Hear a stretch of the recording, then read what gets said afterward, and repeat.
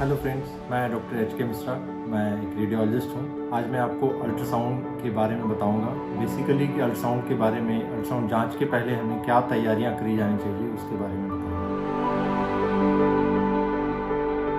सबसे पहले मैं थोड़ा सा आपको अल्ट्रासाउंड मशीन के बारे में बता दूं कि अल्ट्रासाउंड मशीन के 3 कंपोनेंट्स होते हैं। एक तो वो मॉनिटर होता है जिसमें कि डिस्प्ले होता है, जिसमें कि देखी जाती हैं इमेजेस। दूसरा कंपोनेंट होता है इसके अंदर एक बहुत शक्तिशाली कंप्यूटर होता है। तीसरा कंपोनेंट इसका प्रोब या ट्रांसड्यूसर होता है, जो कि मरीज के शरीर पर उसको फिरा करके उसकी इमेजेस बनती हैं। अब हम आ जाते हैं कि अल्ट्रासाउंड के जांच से पहले हमें क्या तैयारियां करनी चाहिए।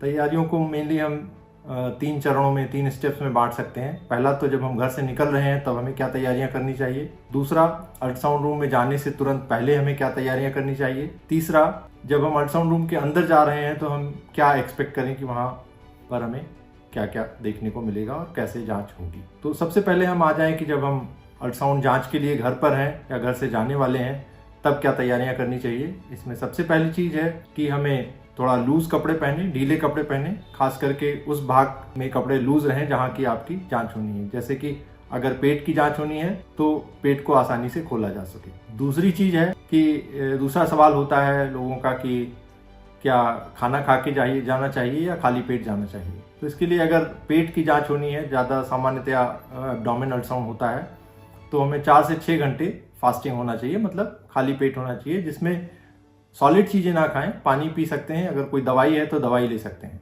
अगली चीज़ क्या है कि हमारे पास जो भी कागज हैं, पेपर्स हैं, अगर किसी डॉक्टर को दिखाया है, डॉक्टर का प्रेस्क्रिप्शन है तो वो प्रेस्क्रिप्शन साथ लेकर के जाएं। अगर कोई पुरानी जांच हुई है तो पुरानी जांच को साथ लेकर के जाएं। कोई अगर ऑपरेशन हुआ है, कोई सर्जरी हुई है, उसके पेपर्स हैं, कोई भर्ती हुआ है, डिस्चार्ज समरी है, तो उसको साथ में लेकर के जाएं, जिससे कि जांच में मदद मिलती है।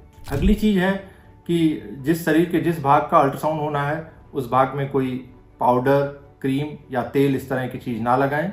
अगर पहले से लगा हुआ है तो उसे साफ कर लें। एक और महत्वपूर्ण चीज़ है कि अगर जैसे चेस्ट का अल्ट्रासाउंड या हार्ट का अल्ट्रासाउंड होना है, जिसको कि इकोकार्डियोग्राफी भी कहते हैं, तो वहाँ पर अगर थोड़े बहुत बाल हैं, जैसे पेट में थोड़े बहुत बाल हैं, तो उससे फ़र्क नहीं पड़ता है। लेकिन अगर ज़्यादा बाल हैं तो शेविंग कर लें। ये सब तैयारियाँ हो गई। अब इन सब तैयारियों के साथ कोशिश करें कि अपॉइंटमेंट लिया हुआ है तो समय से 15-20 मिनट पहले अल्ट्रासाउंड सेंटर पर पहुंच जाएं। अब जब अल्ट्रासाउंड सेंटर पर पहुंच गए हैं तो आपकी बारी आने से पहले करीब 30-40 मिनट पहले पानी पीना शुरू कर दें, जिससे कि पेशाब थोड़ा तेज लग जाए। पेशाब लगे होने में महत्वपूर्ण ये है कि बहुत तेज पेशाब नहीं लगी होनी चाहिए, इतना तेज कि डॉक्टर को अल्ट्रासाउंड करने का समय ही ना मिले। दूसरा, इतना कम भी नहीं लगा होना चाहिए कि अल्ट्रासाउंड जाँच में असुविधा हो। जैसे कि जो पेल्विक ऑर्गन्स होते हैं उसकी जांच के लिए पेशाब के थैले का भरा हुआ होना जरूरी है। अगली चीज़ ये है कि अगर कि कुछ मरीजों को कैथेटर लगा हुआ होता है, तो अगर कैथेटर पेशाब का थैला, उसमें नली जुड़ी होती है, तो उस कैथेटर को क्लैंप कर दें।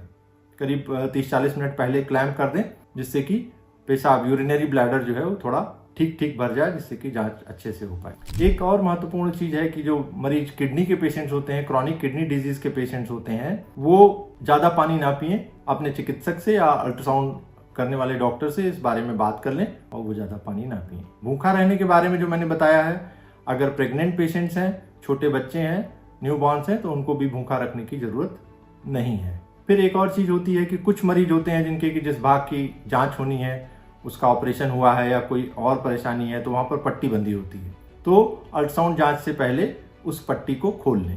पट्टी को अपने आप ना खोलें, अल्ट्रासाउंड करने वाले डॉक्टर से सलाह कर लें। अगर वो कहते हैं तभी अल्ट्रासाउंड पट्टी को खोलें और पैरामेडिकल स्टाफ की मदद से पट्टी को खोलें, खुद पट्टी को ना खोलें। अल्ट्रासाउंड रूम में जाने से पहले अपने मोबाइल फ़ोन को स्विच ऑफ कर दें। जो भी पेपर्स आप घर से ले आए थे उन पेपर्स को अपने साथ में ले लें और तब अल्ट्रासाउंड रूम में जाएं। साथ ही जब आप जाएंगे तो आपसे हिस्ट्री पूछी जाएगी, तो थोड़ा सा उसको रिकलेक्ट कर लें। अभी हिस्ट्री के बारे में हम बताएंगे विस्तार से क्या होता है हिस्ट्री। फिर आप जब अल्ट्रासाउंड रूम में जाएंगे, अगर जैसे एब्डोमेन, पेट का अल्ट्रासाउंड कॉमनली होता है, उसी का उदाहरण लेकर के हम समझाने की कोशिश करेंगे कि जब अल्ट्रासाउंड के रूम में जाएंगे तो आपको लेटने को कहा जाएगा और उस भाग को, जिस भाग का जाँच होना है, जैसे कि पेट की अगर जाँच होनी है तो उस भाग से कपड़े को हटाया जाएगा। अब exposure of the part is very important, मतलब जिस भाग की जांच होनी है उसको पूरा खुला हुआ होना जरूरी है। तो पेट की जांच में पेट कहाँ से कहाँ तक खुला होना चाहिए ये मैं बता रहा हूँ आपको। जैसे अपने यहाँ पर देखेंगे आप तो पेट के ऊपरी भाग में एक हड्डी होती है जिसको जिफाइड प्रोसेस कहते हैं। यहाँ से अगर हम बिल्कुल सीधे लाइन में नाभि से होते हुए बिल्कुल नीचे जाएंगे तो वहां पे भी हमें हड्डी महसूस होगी जिसको कि प्यूबिक सिम्फाइसिस कहते हैं। तो पेट जो है जिफाइड प्रोसेस, इस हड्डी से 2 अंगुल या 1 इंच करीब ऊपर तक खुला होना चाहिए और प्यूबिक सिम्फाइसिस से 1 इंच करीब नीचे तक खुला होना चाहिए। साइड में भी ऐसे ही पेट जो है, पेट पे कपड़ा नहीं लगा होना चाहिए जिससे कि जांच करने में कोई असुविधा ना हो। क्योंकि प्रोब और पेट स्किन के बीच में कोई कपड़ा नहीं आना चाहिए। फिर इसके बाद लेटा दिया गया, आपको पेट एक्सपोज कर दिया गया या जिस भाग की जांच होनी है उसको खोल लिया गया। खोलने के बाद डॉक्टर क्या करेंगे कि वो अल्ट्रासाउंड मशीन में, जैसे मैंने बताया था कि एक ट्रांसड्यूसर होता है, प्रोब, उसको प्रोब भी कहते हैं, बहुत हाई फ्रीक्वेंसी प्रोब्स होते हैं, उसमें एक जेली लगाई जाती है। जेली क्यों लगाई जाती है? जेली लगाई जाती है कि अल्ट्रासाउंड वेव प्रोब से मरीज के शरीर में अच्छे से पास हो पाए। जेली लगा करके उस प्रोब को मरीज के पेट पर फिराया जाएगा, घुमाया जाएगा। हो सकता है डॉक्टर थोड़ा सा प्रेशर लगाएं।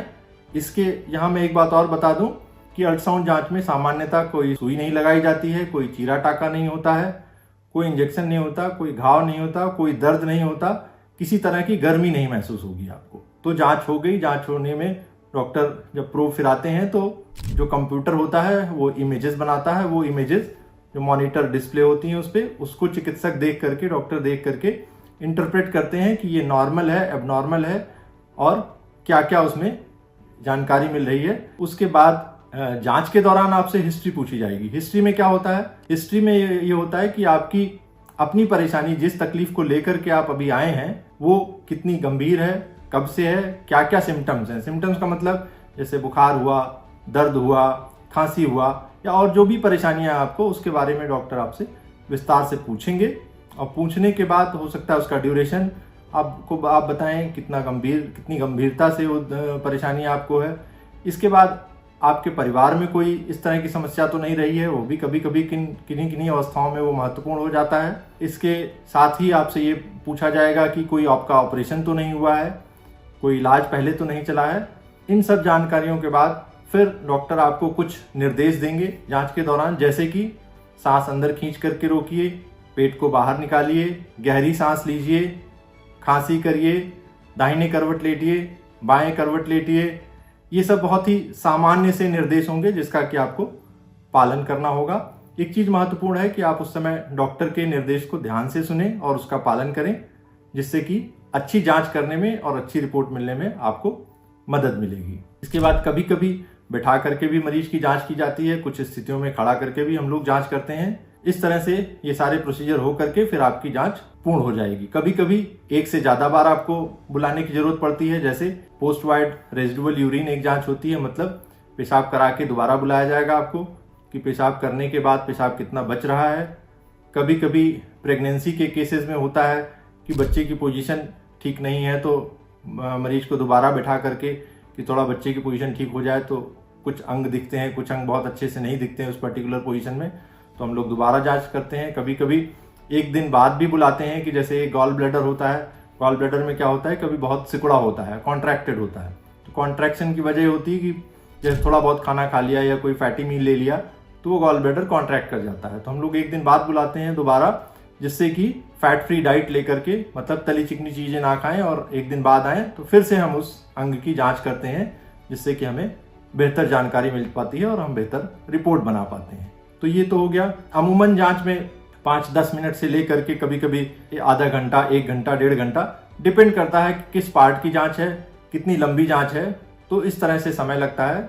तो आप समय का ध्यान रखें कि कभी ज्यादा समय भी जांच में लग सकता है। अब आपकी जांच हो गई। जांच के बाद क्या होगा कि आपको रिपोर्ट दी जाएगी। रिपोर्ट में क्या होता है कि एक रिटन मैटर होता है, साथ में इमेजेस होती हैं। इमेजेस क्या होती हैं कि जब डॉक्टर जांच करते हैं तो वीडियोस आए, एक मूवी सी चलती है उनके सामने, उसमें से कुछ एक रिप्रेजेंटेटिव इमेजेस, उसकी फोटो लेकर के फिर आपको प्रिंट आउट दे करके रिपोर्ट के साथ में दिया जाता है। फिर कुछ एक मैं थोड़ा सा सामान्य जानकारी आपको दे दूं कि अल्ट्रासाउंड से देखिए कोई भी साइड इफेक्ट नहीं होता है, कोई दर्द नहीं होता है, मैं पहले भी बता चुका हूं। न तो कोई शॉर्ट टर्म साइड इफेक्ट है, न तो कोई लॉन्ग टर्म साइड इफेक्ट है। अभी तक लगभग 60 साल से ये मॉडलिटी उपयोग में लाई जा रही है मरीजों की जांच में, अभी तक कोई भी इसका नॉन साइड इफेक्ट नहीं है। इसीलिए गर्भस्थ बच्चे, मतलब पेट में पल रहे बच्चे से लेकर के और बुजुर्ग तक की जांच इस विधि से की जाती है और कोई भी नॉन साइड इफेक्ट अभी तक नहीं है। इसके बाद कुछ और चीज़ें मैं बता दूं आपको कि जैसे जब आपकी अल्ट्रासाउंड जांच हो रही हो तो बहुत ध्यान से निर्देशों को सुने और उनका पालन करें और जांच के दौरान कोई भी सवाल ना पूछें। सवाल आपके मन में बहुत सारे आएंगे लेकिन उनको बाद के लिए बचा करके रखें। जब आपकी जांच पूरी हो जाए तब उसके बारे में चिकित्सक से आप डिस्कस कर सकते हैं। धन्यवाद ये वीडियो देखने के लिए। अगर ये जानकारी आपको अच्छी लगी हो तो उसको लाइक करें और हमारे चैनल को सब्सक्राइब करें।